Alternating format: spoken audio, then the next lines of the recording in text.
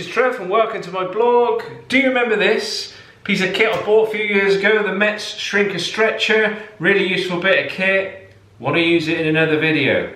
The only thing is, it's not very stable because it should be bolted down, and Trev hasn't bolted it down because I want to use the same space to be able to use a few different pieces of kit in, and if I bolt it down it'll be right in the way. I think you get what I'm saying.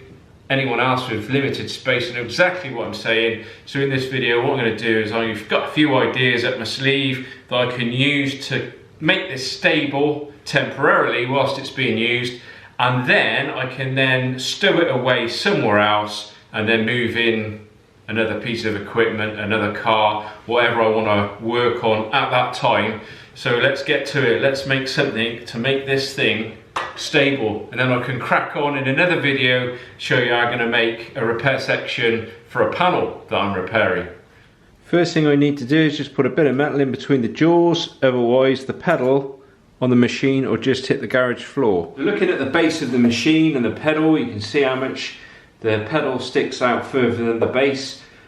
Other manufacturers that make similar machines actually make the base all the way out to the end of the pedal, and that's something I had thought about doing, is welding something onto here, like a frame or something that sticks out. That would work really, really well, but the problem is it would then make the footprint of this machine far bigger, and I don't want to make it any bigger than it already is. In fact, what I'd really like to do is I'd like to cut this pedal off and perhaps sleeve it so that I could just remove the pedal when I'm not using the machine, or maybe even hinge it there and just lift this up, and then it would be out of the way, and then I could store something else in this area, and also not walk into this pedal when I put this in the wrong place, because that's something else I've done once or twice which isn't much fun. So I'll show you what happens when I put a bit of weight on the pedal. So I put a bit of weight on the pedal, there you go, it immediately just tips back. So what I feel I need to do is somehow secure that back end. So this is an idea that I've come up with. I've got this coach bolt with this nice big fat pan head on it. I've put a fat washer the other side, trapped by a nut. Then I was going to weld this to a nice big sturdy plate and weld it to the back of the machine. Then I was going to get a piece of this angle, and I was going to cut a square notch out of it and attach that to the wall somehow. Obviously I'm not going to attach that to the wall, I'm going to have to make some other bracketry to hold that, which isn't going to be that straightforward, and it's all starting to get a bit over engineered. And the other big worry I've got as well is this is attached to the back of the machine. I'm going to have to lower this down for it to engage in that notch. That's my plan, you see. If that engages with the notch, put my foot on the pedal and all the force is going to go upwards like that, and this bracket is going to stop it from going up. The only problem I can see is as I try and engage this, this is going to sort of pivot down at an angle because it's going to be like it's hinged. That might mean that then it won't engage very nicely with a notch. That's the first problem I've come up with. The other thing is that this actually may shake down and then dislocate, so it's all getting a bit sketchy for me. So I've had a rethink, and I think I'm going to build it another way. So this is the way I've come up with.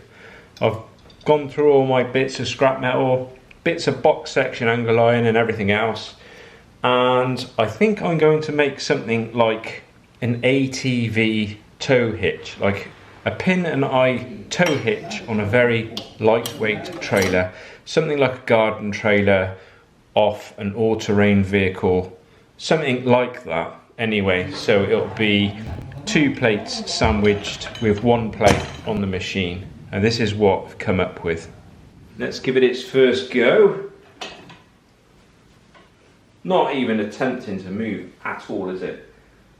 I'm actually standing on that quite hard as well.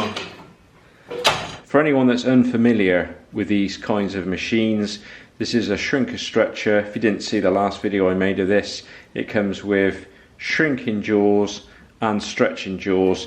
Just undo an Allen key swap them over, shrink or stretch. Really wanted it for the shrinking jaws because that's the most useful feature I think of anything like this. And I've just got a flat piece of metal. I'll just see if I can shape this and this machine stays solid in the same position it's in now, which has been the whole point of the video, of course. And then I'll just give this a little go, because what I want to do is I want to show this shaping a repair patch for a panel. Obviously just doing something freehand like this doesn't mean a lot, does it? There's a lot more skill involved in getting something to actually fit a panel rather than something that just looks clever, you know what I'm saying?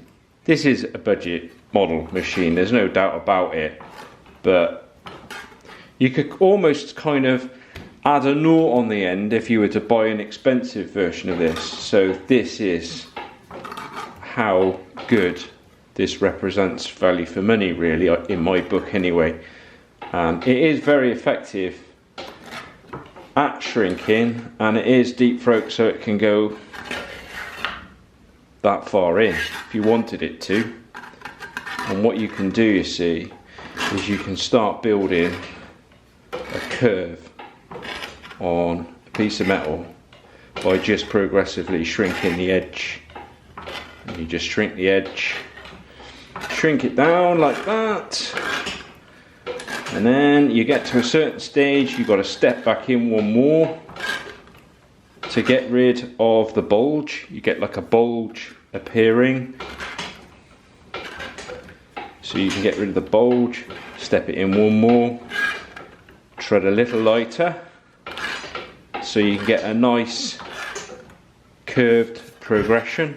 So just give that a little bit more shrink right on that edge. As I shrink more along the edge, the more it's going to bring the panel over.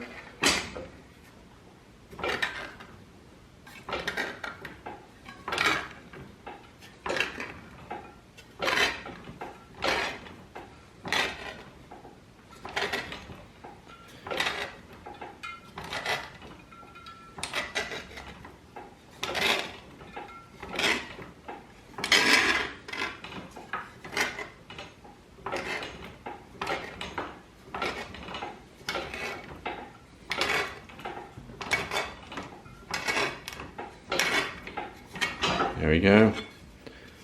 You see how that's bringing that round? So there you go.